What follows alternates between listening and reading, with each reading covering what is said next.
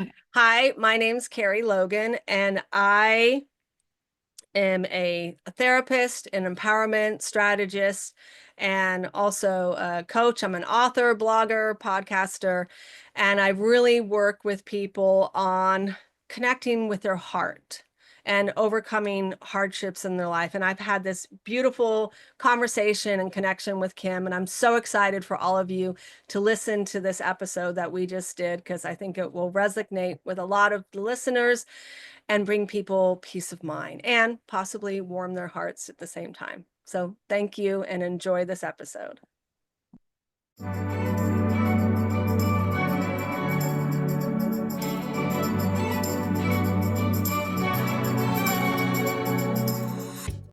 Welcome to the show. I'm so glad you're here. You are going to be so glad you're here. Wait until you meet my guest.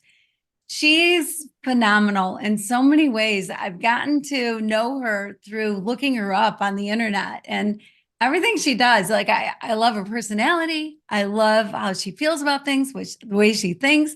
And you're going to just enjoy this episode as much as I'm going to enjoy this episode.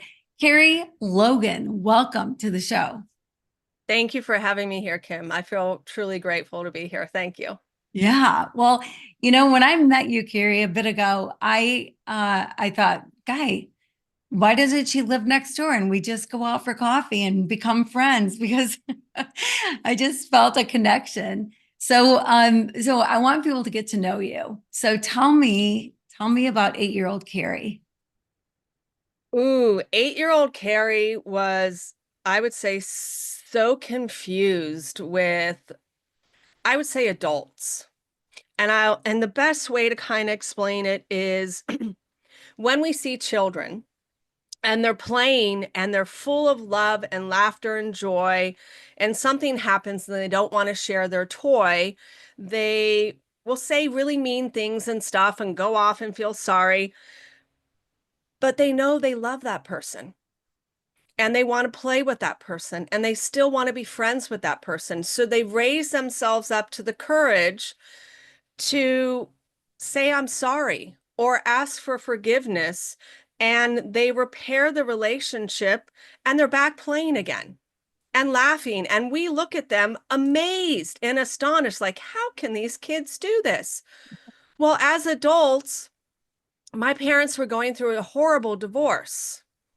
And the way that they were talking to each other and treating one another, it was hard for me to wrap my head around. And I almost felt like I was my dad's therapist because I'm an intuitive and an empath, and he would sit me in his van and just tell me, just these horrible things that were going on, and I'm thinking I'm 8 years old, and I would listen to what he have to say, but then I would try to help him look at from a higher perspective. Like, well, you did this and you got to accept responsibility for your part. And then this is what's going on with her. And the stuff that would come out of my mouth, even still to this day, my husband says it's freakishly weird. It's just that he's like the insights and wisdom that comes out of you is just amazing. And it's all, with lines up with your book, Love. It's all getting people back to love, unconditional love. How can I see this through the eyes of love? Instead of the hate and anger. So as an 8-year-old Kerie, I was trying to adapt to my parents getting divorced, my dad, marrying a woman right away, and now I've got stepbrothers, and I literally was the only girl. So I was in the middle of my two biological brothers, and then I had two stepbrothers, and I was in the middle of them. So I was surrounded by a lot of male energy, and it was hard for me because I kept hearing, you can't do that. You're a girl. Girls can't do this. Girls can't do that. And I ended up having the attitude, well, I can do it. I can do it just because you're a guy. I can do it. But as the years have progressed, I've learned that there are, yes, physically some things I can't do, but mentally, I could do the same exact thing. It doesn't matter. Yeah. Mhm. That's so true. That's so true. And I love it that that was your attitude because so often as kids, when somebody says, "Oh, you'll never be able to," or "You can't do that for whatever reason, because you're a girl, for whatever Yeah. reason," sometimes we take that on and then we go, "Oh, I guess we can't do it because I'm a girl." So it's good that you had kind of the opposite attitude of, "No, you're wrong. I can."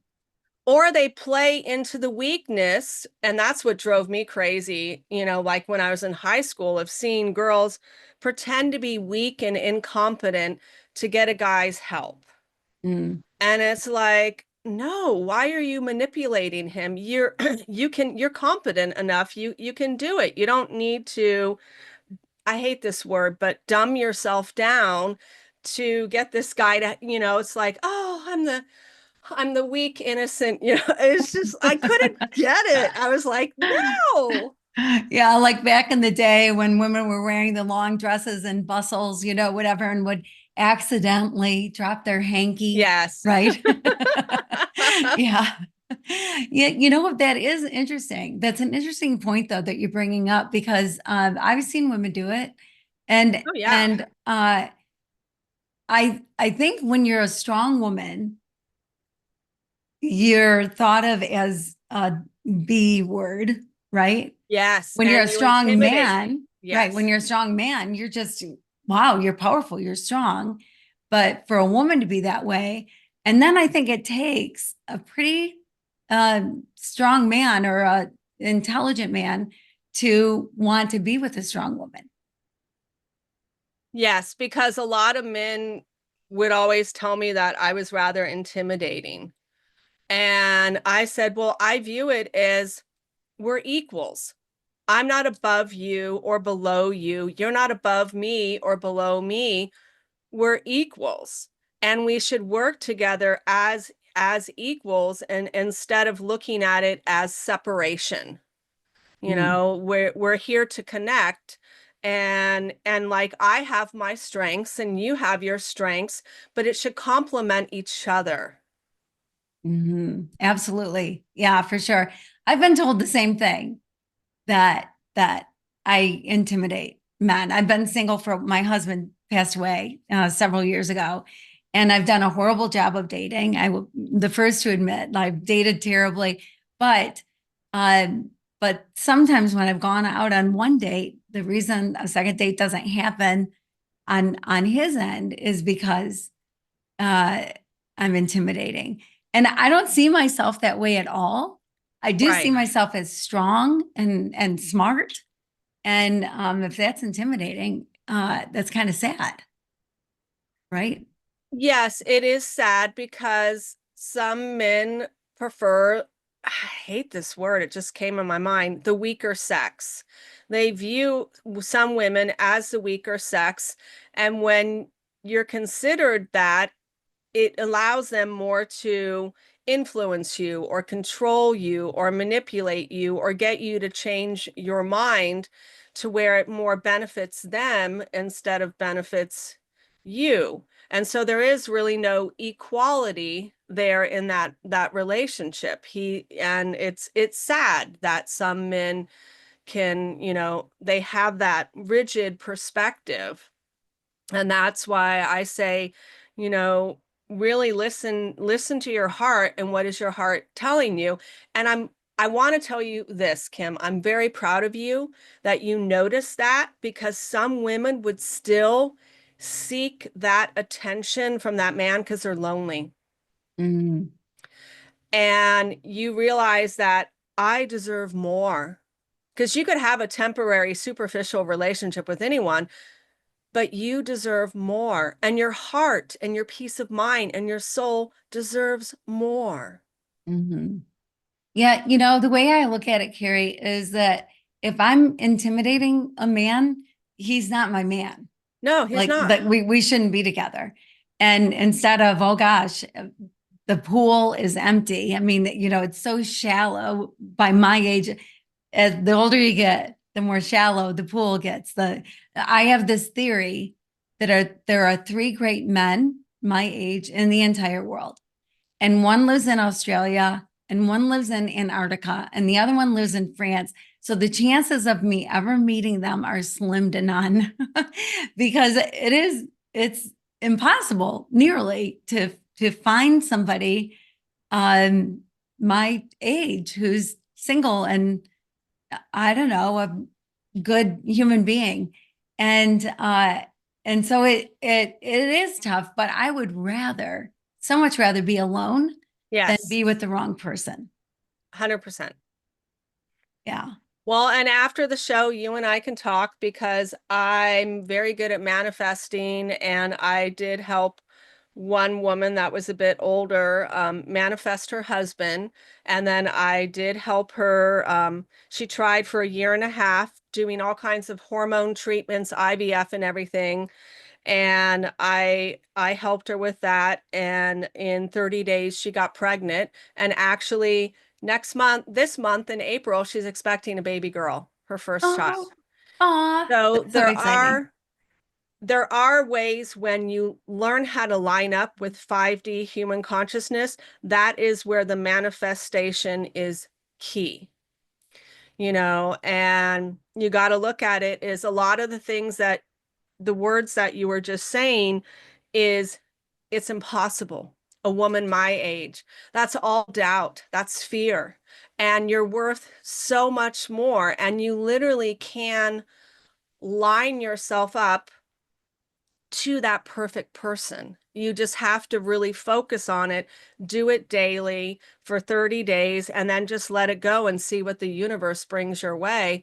And it's quite amazing and fascinating. I can share more with you later, but yes, I would like to offer that gift, to you and just see what happens. Yeah, well, thank you. I really appreciate that. Yeah. It's interesting because I've come to a point where I'm happy with my life is great. I Yes. love my life.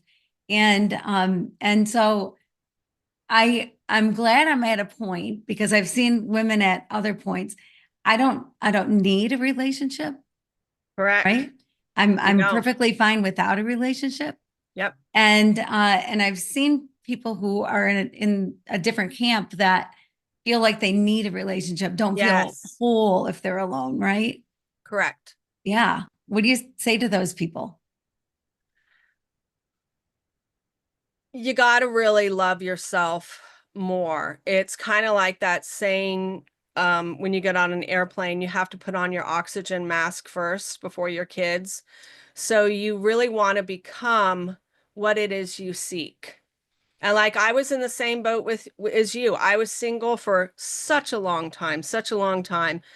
And I mean, I'm fine saying how old I am. I'm 56.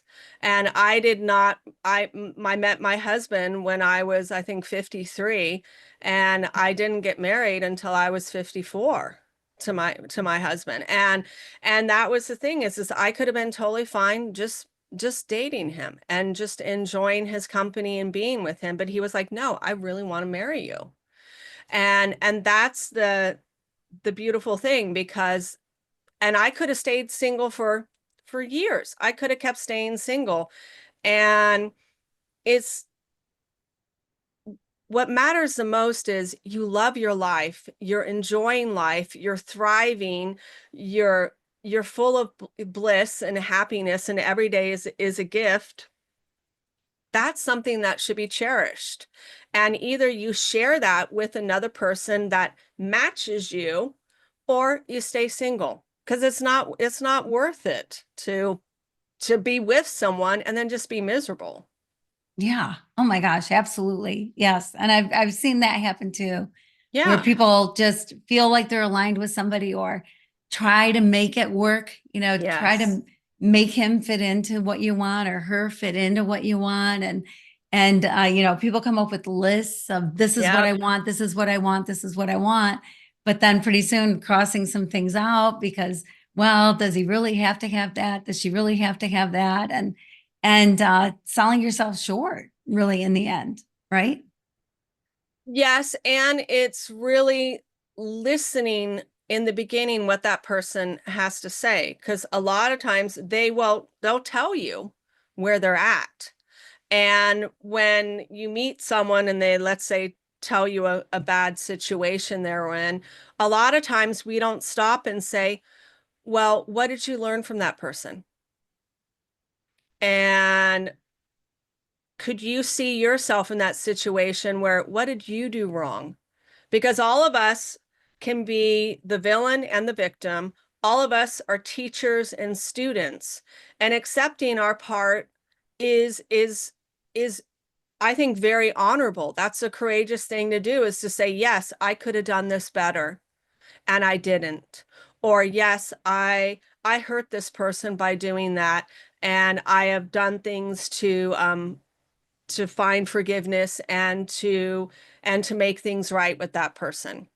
You know, how many times do we stop and see what's the wisdom, the lesson you were supposed to learn in that relationship, so you don't repeat it in the next one? Because if you don't learn the lesson, you're going to repeat it until you Mm, learn it. That's part of life. yeah, absolutely. That's so true.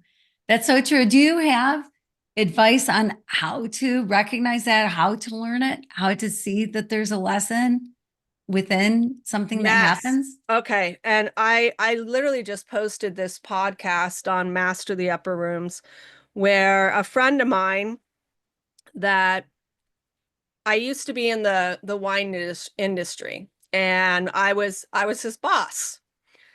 And he went through a horrible divorce, his second divorce actually. And the hard part is he still loves this woman unconditionally, and she got into drugs. And as you've heard of, people can do horrible things to get drugs, you know, the money to get drugs. And he was stuck in guilt and remorse and feeling inadequate. He's blaming himself. He has that salvation attitude. I need to save her. And she doesn't want to be saved.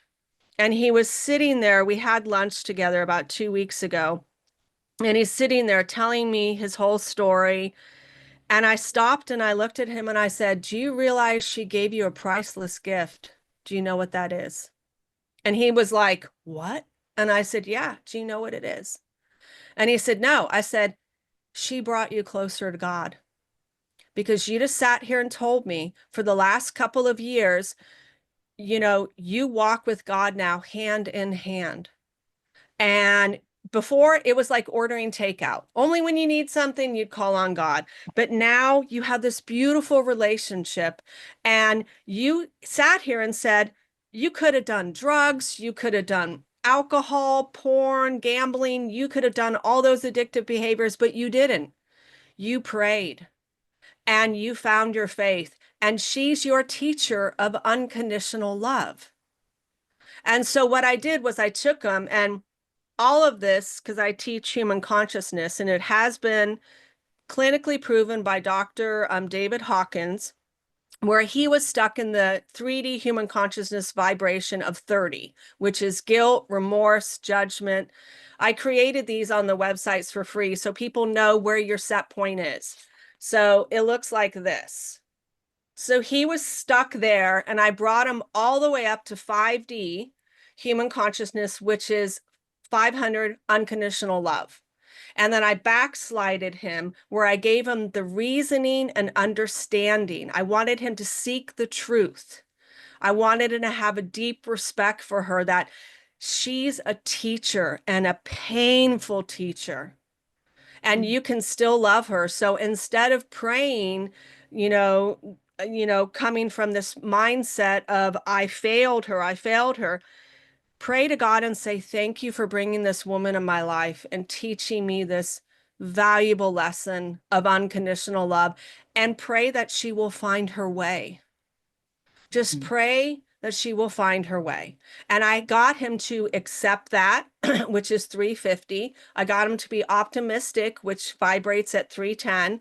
I got him to be satisfied and confident and grounded that this is the truth. This is the reality. You're viewing it from the wrong perspective.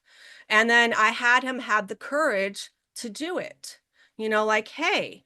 And just that conversation flipped the script, or I call flipped the story in his mind to see it differently. And I texted him just the other day and I said, "How are you doing?"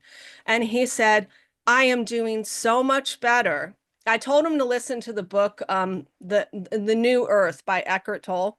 I said, Mhm. "Listen to that. You're going to learn so much from it." And he's realizing, yes, I deserve a lot more. And I said, "You do. You really do." Because he's so lonely, so lonely. And I'm like, "But you got to love you. You gotta love you." Because if you go out and you don't learn from this, you're going to attract another lonely person, and you both are going to feed off each other, and you're going to form a trauma bonding relationship. And you don't want that. You don't deserve that. Yeah. Yeah. So true. Wow. What great advice. Yeah. I love that because that would be such a shift in your mind to think Yes. about, oh my gosh, I failed this relationship. I failed her. I failed the relationship to, wow, she taught me. She was my teacher. And what did I Yep. learn? Yeah. What a difference to think that way. Yeah. I love that. So good. So, tell me, uh, in the Christian world, people can kind of hear things like consciousness or um, intuitive, or different words that are triggers to not to close their ears, right? I To know. be right, isn't that the truth? To just block it out because if what if it's not? What if it's not real, or what if it's Yes. something What if it, let's bad? just be honest. What if it's the devil? I mean, I had a Catholic nun come to me that someone in the community told her about me. She had PTSD, and the church couldn't help her, and she tried to take her life. It was that serious, and someone said, "No, you've got to go see this woman. You just got to go see her." And in 2 sessions, her PTSD was gone. But the first time she was here, like you said, had her walls up. But after she sat in my chair and listened to my voice, at the end of the session, she said, "Do you know God talks to you?" And I said, "How do you know?" And she said, "Because everything you said and described, I saw it before you said it." "How Mm, is that possible?" She said, "I literally saw as if you were holding my hand, walking with me." And I said, "I was." Because I sit here and I connect to God and I connect to you, and I just let the words come out of me. What they show me, I speak. What they say to me, I say, because they know you better than I do. And all of it comes from this place of unconditional love, pure love. Now, I mm. ended up being, best friends with this woman. I even helped when the convent closed down in Mount Angel. She asked me, "Will you help me move? I have to relocate." So I helped her relocate to Spokane, Washington. And when the nuns met me, she said, "Don't tell them what you do. Don't tell them, because they'll think you're this and that." And I was like, "But I'm all about love." Right. And I'm all about love, and the same, thing. And that's the hard thing is I grew up in a home where my father read the Bible twice a day, attended all church functions, was a very strict Christian, but he beat his wives and he beat his kids. Mm, And the things that I saw this man do, that confused me so much. It's like, how can you be one with God when you do these things? Because God would never do that, ever, ever do that, or talk to someone that way, or treat someone that way. I don't get it, and it's like a lot of people, you know, they go to church and they listen to this great sermon, but are you applying the information to your life? Are you taking the action steps to be a better person? To be a kind, compassionate, patient, understanding person? Are you doing that? Or is it just, you go and say, "Oh, I'm a Christian," but you're really not in your heart? You know, mm. it, Right. it's hard. Yeah. Yeah. Well, and the way you're raised has so much to do with it, right? Yeah. And you do have to come to a point where when you're an adult, you go, okay, what happened in my childhood that I need to dump? And Yes. what happened in my childhood that I need to embrace? Yes. And be the person, be yourself, be you, be who God created you to be. Totally, Yes. completely, right? Let yourself be exactly who God created you to be, not who somebody's telling you you are, but who you truly are. And it's such a personal thing, um, people's relationship with God, and it should be Oh, personal, yes. right? 100%. Yeah. Yeah. At the same time, though, we have so much in common and we can learn from each other. So the Yes. guy standing in the pulpit, there's probably stuff you can learn from him. If you're going there anyway, you might as well listen, right? And Yeah. then discern, do I like what he said? What of it am I taking home with me? What if am I gonna walk out? Whatever it happens to be. Yes. And that's the beautiful thing is you can take bits and pieces that speak to you and the others that don't, you don't have to take it. It's like, think about it is you have a menu, a buffet in front of you. You get to choose what you want to eat and you get to choose what, no, that doesn't, resonate with me. And that's why a lot of times it doesn't resonate with me when someone says, well, the only way through God is, through, reading the Bible. And I look at it like, well, are you going to tell me the Dalai Lama isn't going to go to heaven? I mean, come on. Right. I It, know. Yeah. I just don't get that mindset because however anyone finds God is their personal journey and their beautiful experience. You can find it through spirituality, you can find it through the Catholic faith, the Hebrew, through Christian, whatever it is, it doesn't matter. If it makes you a better person, a decent person, a kind, loving person, and you cherish that relationship and you honor it, that's a gift. Hmm. And no one has the right to say, no, that gift is bad, or no, you have to do it this way. No, everyone has a different journey, a different life experience, and we should honor everyone's experience because to me, it's sacred. Oh, absolutely. I so agree because it's I when I was a kid, I grew up Catholic and my grandparents were Baptist. And somehow, every time I went to that little Baptist church in this little town, every single time it seemed like the pastor was talking about how bad Catholics are. Ugh, And I've yeah, never heard a priest talk about any other religion. I ended up at an Assembly of God church, never heard them talk about, down talk any other religion. And I think that it's so dangerous to judge anybody in any way. Like I think about things that I believed in my 20s that I no longer believe, yeah, right? But because of what I was taught in my teen years or younger, or whatever it is. And so I want people to give me the grace to change and yeah, give me the freedom to be who I believe God created me to be. So if I want that from other people, it's something I have to give. I have to give people the grace to change and I have to give them the their own ability to be whoever it is they believe God created them to be. And part of that is coming to God, how you come to God, right? right. Yeah. Well, it creates separation. It really does. And that's a hard thing. It's just like the thought that just came in my mind was the story of the fox and the hound. They were supposed to not like each other. You're completely different, but they ended up loving each other and becoming best friends.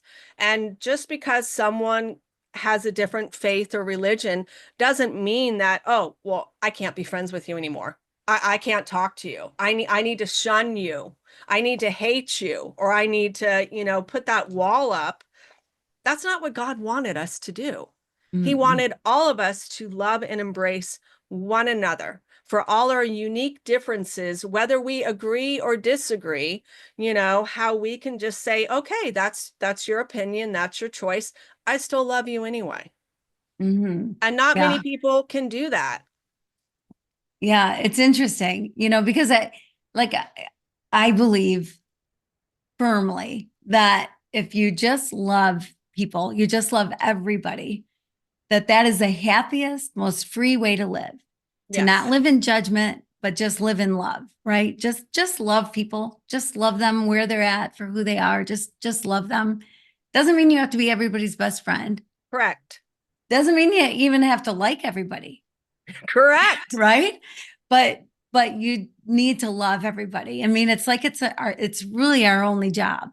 Yes. When they went to Jesus and said, "Oh my gosh, there's 672, this is my interpretation, 672 laws or whatever it is in the Old Testament. How do we know which ones are the most important?" And Jesus said, "There's one, love God, love your neighbor, love yourself, and don't Yep. judge." Right? Yeah. So just love. All we need to do is love.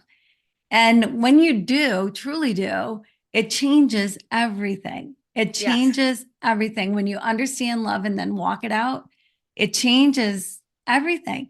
And I've talked to people, maybe you have too, uh, that they'll say, "Well, I love everybody, but those darn Democrats or those ridiculous Yes. Republicans," right? Well, Yep. then you don't love everybody. Correct. Yeah. And I love what you said. It's okay to not agree with everybody. You don't have to agree on everything. People can have their opinion. It has shocked people when I say you can love them, but you don't have to like them. And what you don't like is their behaviors, the way they speak to you, their personality sometimes. And it's hard because yes, you could have kids that you love, you just don't like them in that phase of their life. You still love them. You might not agree with what they're doing in life. You still love them and you want the highest and the best for them. And that's hard because some people will never get there. I mean, I always considered myself the black sheep. And yes, I've been disinherited by my father. And at one point, I was like, because he would use it as a threat to try to Mm. control me. And at one point, I was like, you know what? Just do it. Just do it. It's like if you're going to love me, you love me for who I am. Not, I don't want conditional love. Like I need to jump through this hoop to prove my worth to you. No, that's not love. And so really appreciate you saying that and sharing that because so many of us get stuck. It's like when I was talking to my friend, um, he told me that he voted for Trump and he said, I feel embarrassed about it. He's like, but I voted for him because he had a lot of good Christian values. And I looked at him and I said, but what he's doing right now, is that Christian values? I said, why do we need Greenland? I mean, why do we need to bug Canada? Why do we need this Gaza Strip for this hotel? That to me is not Christian values. It there we should be working with them together and in harmony and we did have harmony. And so I like to say that what's happening in the world right now, all this chaos, great chaos will create great change. You just have to hold on to the hope and the love that something good is going to come out of this. We might not be able to see what it is happening right now, but I want to keep the mindset that something good is going to come from this because a lot of people are stuck in fear. A lot of people Mm. are stuck in anger or hate. And we shouldn't be coming from that mindset. We should be coming from a mindset that, okay, something good is going to happen. And because we can only control what's in our little universe, not this global one. And I'm not in a position of power. I'm not a billionaire, I so, but I can still be that beacon of light for people that are stuck or confused or having anxiety or doubts or heartache, how can I give you peace of mind in this time of great turmoil? What can I do to raise you up to where you feel better? And like you said, I can wake up every morning and I have peace in my heart and I have a smile on my face and it's a brand new day. And if Mm-hmm. you're in a situation where it's just horrible, horrible, horrible, my mantra always was, this is only temporary. This Mm, is only temporary.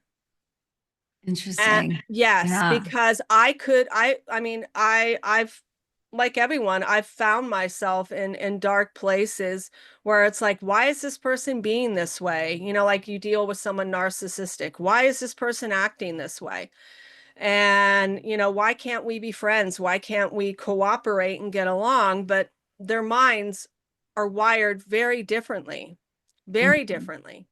And it's learning to accept that person the way they are. I can't Mhm. change them. I can't do this and that.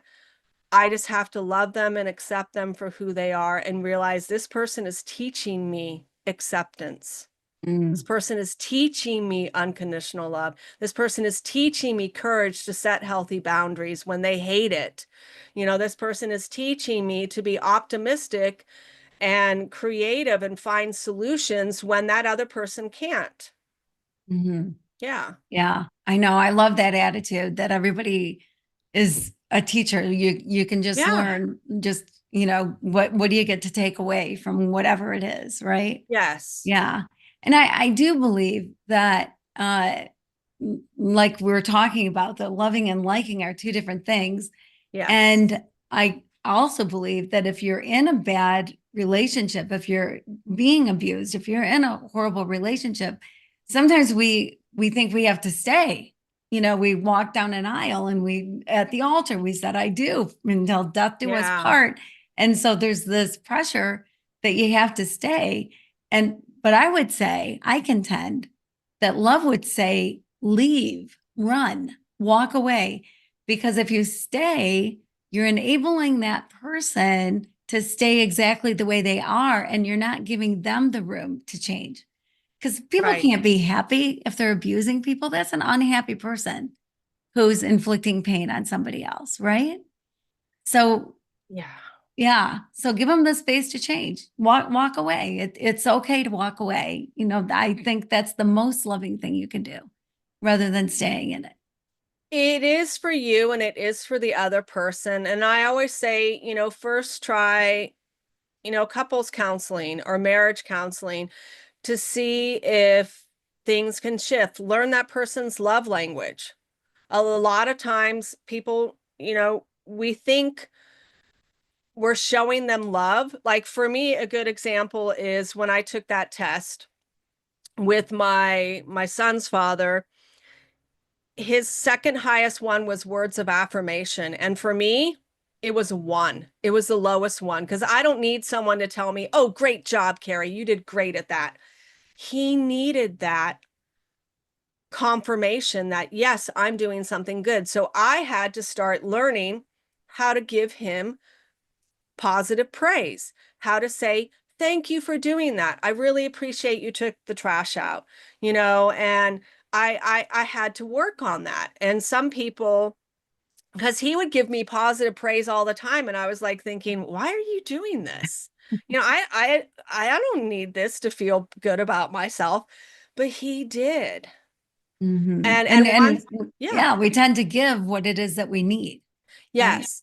Yes. And so I tell people that, and when you do make that split, if you have any kids, your child always comes first. You should learn how to co-parent and cooperate. That is the greatest gift you can give your kid, because when people get divorced and they're fighting and all this and that traumatizes the child. It really can, because the child doesn't have the coping skills as an adult. So they internalize it and they take it personal. They think, what did I do wrong? Mm. Yeah. Mhm. And so Yeah. part is friends. I think the most beautiful thing is when people end it and they don't go through this big ugly court battle. I mean, because who's gonna win in the end is the attorneys. They're gonna get all the Right. That's so true. That is so true. Yeah. And when I was talking earlier about leaving, it's like when there's abuse going on, yeah, you don't need to stay. But and there are times when a marriage breaks up. I like to, though, also say, love the one you're with. I yes, think too often relationships end because FOMO, maybe there's a better relationship out there, or, we can watch these romantic comedies and go, oh yeah, my gosh, I want a husband like Ryan Gosling and be on the water and, whatever, these wonderful things that people say. Well, they can say it in the movies, but it's not necessarily real life. But real life to me is more beautiful than Ryan Gosling in a boat because you get to yes, know somebody, you get to have a person, you get to have somebody who should be your biggest fan and you should be their biggest fan. And it's easy to get away from that, right? Like we're excited to walk down the aisle. Can't wait, can't wait to say I do, spend the rest of our lives together. And you're so happy and joyful. You go on this great honeymoon. You come home and he leaves his dirty underwear on the floor, and you go, who is this man? Who's this Neanderthal I married? Like, what is going on? And like you said earlier, Kerie, that I loved is that he's not dirty underwear guy. He is the man that you loved. That is just yeah, something he did, right? yes. Yeah. Yeah. So to separate those things and realize and to come back. I think people get busy, and especially after you have kids, life can Yeah, be so busy that you can kind of stray away from each other because yes, you don't have the kind of time together that you used to have, and you can get disconnected, but yes. you can also reconnect. Just because you're disconnected doesn't mean you need to stay there. There are great ways to reconnect, to bring it back together. 100%. I mean, that's why I always recommend couples, have date nights. Mm-hmm. Literally, have a date night and plan a vacation once a year for 1 week where it's just you two, not the kids. You guys get away, you reconnect, you have adult time and enjoy it and really make it special. I mean, even if you can't afford to go on a trip, you can send your kids off somewhere. You can literally pay a babysitter to take your kids to the park or to the movies or something, and you and your husband can have your beautiful adult time together. And it doesn't mean you have to be physical. You can sit outside and have a glass of wine and watch the sunset and talk. You can go to the beach together, but do things that connect you because that's the most important thing. I mean, that's what love wants is connection. Mm-hmm. That's what Yeah. it's all about. And that's why I'm a firm believer of everyone needs their own time, their time with their friends and family together as a couple. We all, it's trying to sprinkle love everywhere. Love for yourself, love for your friends and family, love, together, because to me, that's a healthy relationship because you trust your partner knowing that when he goes out, um, he's coming back home and he loves you. And Mm-hmm. if you're struggling with, jealousy or insecurity, that that's what I call 3D human consciousness. You need to get out of it and really trust your partner and be confident that yes, my husband or my boyfriend is here for me 100%. Mm-hmm. And I know he would not do that to me. And and sometimes when you see someone, let's say, flirting with your spouse, realize that your guy's got your back. And yes, as you know, Kim, there are some people that will blatantly flirt and, try to, and you just look at it is that's immaturity. And someone that is, and if that person can't honor my relationship, that's okay. That's their thing. I have a fabulous relationship and I'm in love and it's good. And instead of being mad at that person and hating that person, send them love and light and wish that they one day will have what you have. Mhm. Right, right. Yeah. Yeah, It's all perspective. it is all perspective. It Yeah. is. That's so good. That's so good. Okay, so Kerie, one thing I want you to talk about uh is listening to God. Oh yeah. Listening to God. So there are people that don't think you can hear God, or that, whatever, there's something going on in your mind that's not right if you feel like you're hearing from God. I personally believe strongly that it's when you're in relationship, it is two-way. Like conversations are two-way. You're not doing all the talking. There's Right. there's listening involved. So I just want you to talk about that, about listening to God, how you listen to God, what you recommend for people, and what you believe about it. Okay, I'm going to try to explain it in a way that will make sense. When we are stuck in fear and anger and doubts and all of that, that is a lower dense vibrational field. And God is up here. This is down there. And God can't talk to you or answer your prayers until you have the courage to calm down. You have the courage to get centered, balanced, and grounded. That is at 250, okay, vibration wise. And that's 4D human consciousness. And when you're at that calm, centered place, that's when God can talk to you. Because when you're down below, all the thoughts in your mind are hate, anger, fear, just all this nasty stuff. But when you bring yourself up to where you're neutral, you're just really, really neutral, that's the time to pray, I say. And that's the time then to be quiet and listen. So like when my friend was praying to God, God said to him, just go with peace. Just go with peace. And he was like so confused about it. And I said, well, God's telling you and that you now have peace that she's not in your house anymore. Do you realize that? And he said, yeah, that's actually true. I said, so God wants you to focus more on this peaceful house. There's no more drama, no more chaos. You are balanced. You can't be balanced and centered. You are when you pray, but then you keep going back down to, I wish I could have saved her. I wish I could have saved her. And that's not your job. It's not your job. She doesn't want to be saved. So that was his way of God talking to him directly, is find this peace. Align yourself with this peace, because peace does vibrate. It's 5D human consciousness. And where's peace? It's at 600. Okay. And you stay in that place of peace. And in that place of peace and harmony is freedom. There's spiritual awakening. There's understanding of the world. There's sanity. Literally, you have sanity there.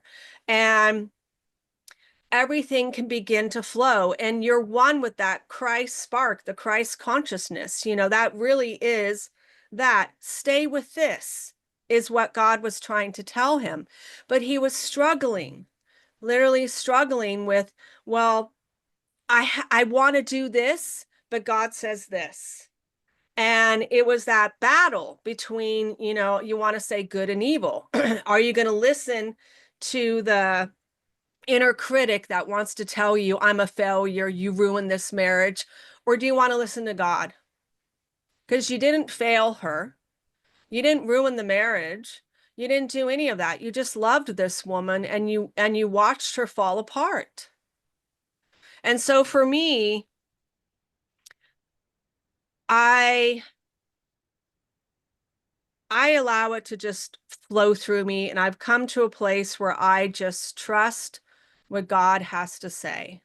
because I know God is loving and it is compassionate and forgiving and understanding, and it has pure wisdom. And I know the difference between an inner critic and God. I literally do. And I think that's the greatest gift, that if anyone can learn to decipher the difference of what is talking to you, because for me, God is just a thought that pops in my head. And sometimes I'm like, ooh, that's interesting. That's different. It's like when I had that thought popped in my head, do you realize she gave you a gift? That was God talking through me to him, because he couldn't see the gift, but I could. And I heard God's wanting me to help support this man and shift his consciousness to where he was getting out of the pain, because he felt this obligation. He felt like I needed to do this, and he didn't. And like I Yeah. told him, you can take a horse to water, but you can't make it drink. And he was like, that's her. And he said, everyone is telling me that. And I'm like, why don't you listen? Yeah, kind of like the story about the guy that there's a big flood, and he's on the Yes. roof, right? And he's saying, "Well, God's going to save me." And Yes. then a boat goes by, and they say, "Well, we'll help you out." And he's like, "It's okay. God's going to save me." And then Yeah. a helicopter comes and he says, "Well, nope, I don't need a ride. God's going to save me." Yeah. And then he cries out to God and says, "Well, where are you?" And he said, "You didn't Yes. see the boat? You didn't see the helicopter?" Like Yes. you were right there. And Yes. yeah, kind of the same thing that you're talking about is right. I mean, it is amazing how when you're open, and for some people too, I think it's, intuition. It's Yes. the feeling that you get in your heart or the feeling that you get in your stomach to Yes. know whether something is good or not good, a Yes. path is good or not good. It doesn't need to be this audible voice in your head. It can be, it's however Yes. you communicate with God is how you communicate with God. However he communicates with you is that's your special thing. That's you. You get that. And you don't have to be like everybody else. It's whatever your relationship it is. It's so true, because like with the Catholic nun, she called me her spiritual advisor. And I'm like, you can't say that to the church. They'll go crazy. And it fascinated her, because the nuns were actually not very nice to her. A lot of them weren't very nice to her. So I started reading the nuns, and I said, do you realize a lot of them all have trauma? And she was like, oh my God, how do you know? I said, well, that's God just told me. A lot of them have trauma. They left an abusive relationship, or an abusive home. They couldn't find work. I just ticked off, and I even said, ooh, one of them there is a bad hoarder. God is showing me her room, and it's just hoarded with all this stuff. She's like, oh, yes, we do. We have one of those there. And I said, why they're mean to you is you lived and they never did. You got married, you had a child, and when your child grew up and left the nest and was doing fine, you then joined the church. You became a nun, and you had all that beautiful life experience, but these women didn't. They went in at such a young age, at teenagers, and or in their 20s, and they, yes, they're one with God, but they still have this bitterness in their heart, because if they were one with God, they would be kind to you and nice to you. And it was hard for me to wrap my head around it, even for me, when I started to listen to what God was telling me about these nuns. And I was like, I just want you to love these women and realize that you were brought there for a reason, to be that beacon of light, because you are doing God's work and your heart is completely in it. And that's the beautiful thing. And yes, you can have a nun that's not so nice and not so kind, but realize she is who she is, and you still can love her. and you can be Hmm. kind to her, and you can speak from your heart. And as soon as she grasped that idea, and it was fascinating because one day she went up to one of the nuns that was particularly not being nice to her, and she had a heart-to-heart conversation, and she changed everything, everything. And I'm like, that took courage, that took bravery, and you spoke from your heart, and this woman wasn't realizing what she was doing because she was like just on automatic pilot. But when you talk to them and you say, hey, I teach people how to communicate with difficult people. I said, when you come from that place of your heart, they're not going to be defensive. They're actually going to hear you. And you realize that you're both there to be of service to God and to be of service for the community. And let's work in harmony together instead of against one another. Yeah, so true. So true. Yeah, I Yeah. love it that you're talking about how really not to let other people have control over your love, how much love Yes. you give, right? Yeah. And just as you realize you don't have control over anybody else, right? Yes. But sometimes we give away that power. And we're Yeah. like, well, if they don't like us, we're not going to like them. If they don't Exactly. love us, we're not going to give them any love back. And Yeah. it's like, man, hang on to your power. It's up to you. You get to choose how much you love. You get to choose how you walk and talk and love. And don't give that away. You keep that for Yes. you.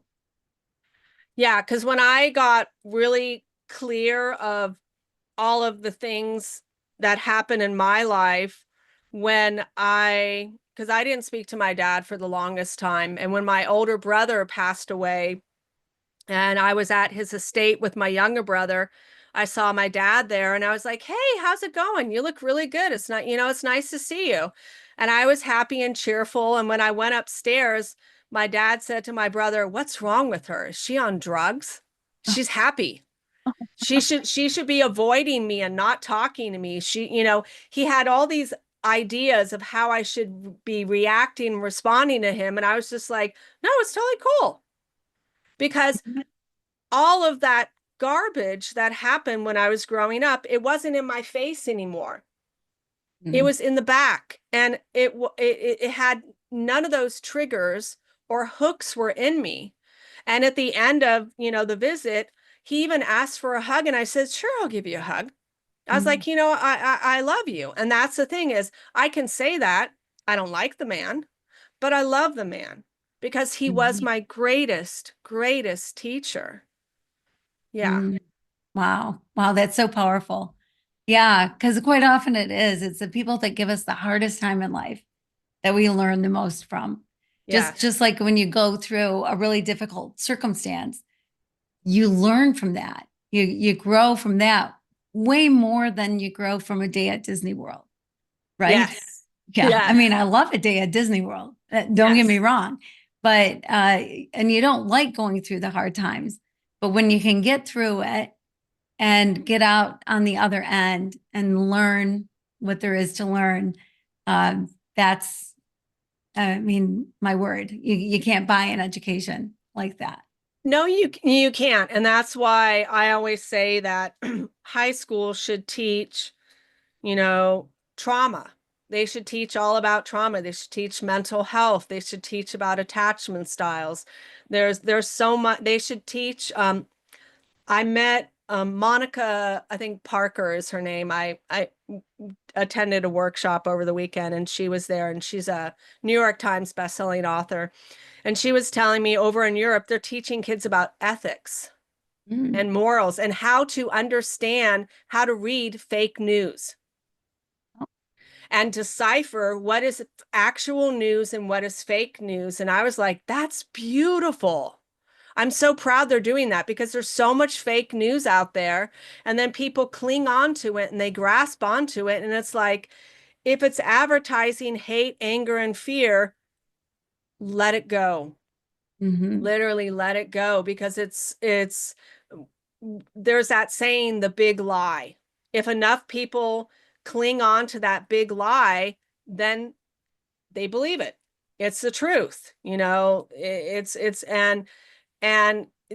it's kind of like they're blindly going around being a sheep, believing something that's not true.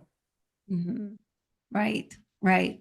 Yeah. Yeah. And that's Yeah. why, the same thing like how we were talking about when you go into church, really listen to the sermon of what's being said, what speaks to your heart and what doesn't. And you don't need to eat it, like that buffet. You don't need to put that in and swallow it and then make that your belief and the way you think about the world and people.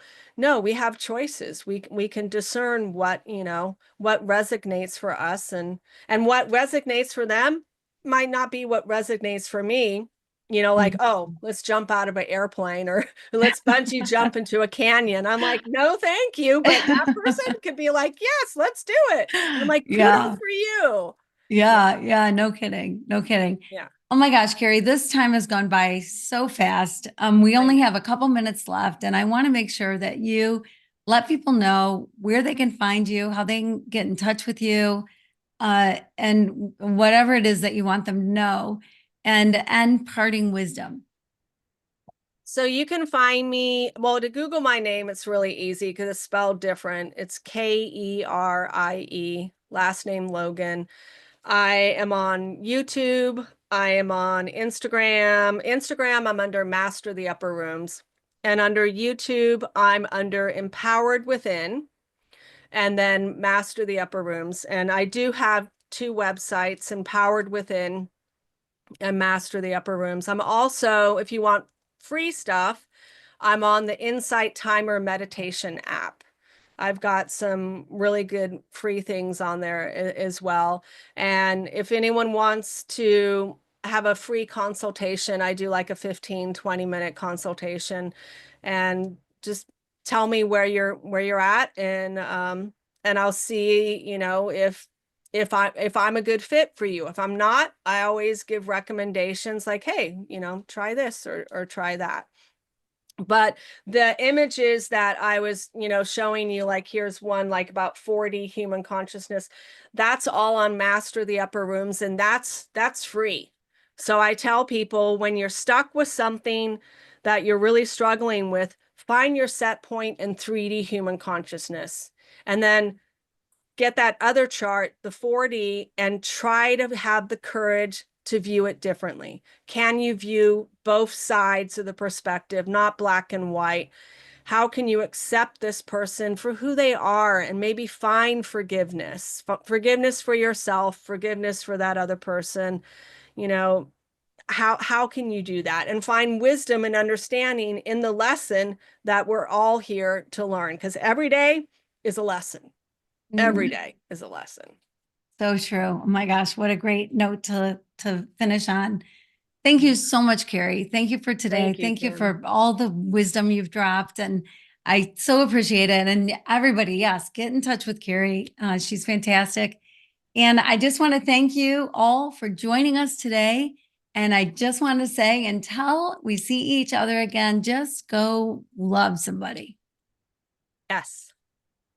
Okay, so the show is done. If you could, for me, Yeah. do a quick little promo that we can use. We're still recording, so it can just be recorded right here, right now. And Okay. just I'm Kerie, I'm queen of the world, I'm the best ever, whatever you want to say. Okay. And I just Okay. had this conversation with Kim. You should tune in, Okay. whatever. All Okay. right. Okay. I'll go. Okay. Hi, my name's Kerie Logan, and I am a therapist, an empowerment strategist, and also a coach. I'm an author, blogger, podcaster, and I really work with people on connecting with their heart and overcoming hardships in their life. And I've had this beautiful conversation and connection with Kim, and I'm so excited for all of you to listen to this episode that we just did, because I think it will resonate with a lot of the listeners and bring people peace of mind and possibly warm their hearts at the same time. So thank you and enjoy this episode. Perfect. Perfect. Thank you. Thank you. Thank you. Okay. Thank you. Thank you. So nice to spend some time with you. I've so Yes. enjoyed it. Yeah. Yeah. You're amazing. Oh, You're thank you. amazing. You Thanks are for as all you well. do. And I love connecting with all these like-minded people Yeah. because we got so much chaos going on that we need to keep our light beaming out into the world. We do. And to give people hope because yeah, there's a Yeah. lot of people struggling out there and they need peace of mind. Yeah. Yeah. Absolutely. For sure. Yeah. For sure. Yeah. Yeah. I agree. Thank you. Thank you. You're And welcome, yeah. Kerie.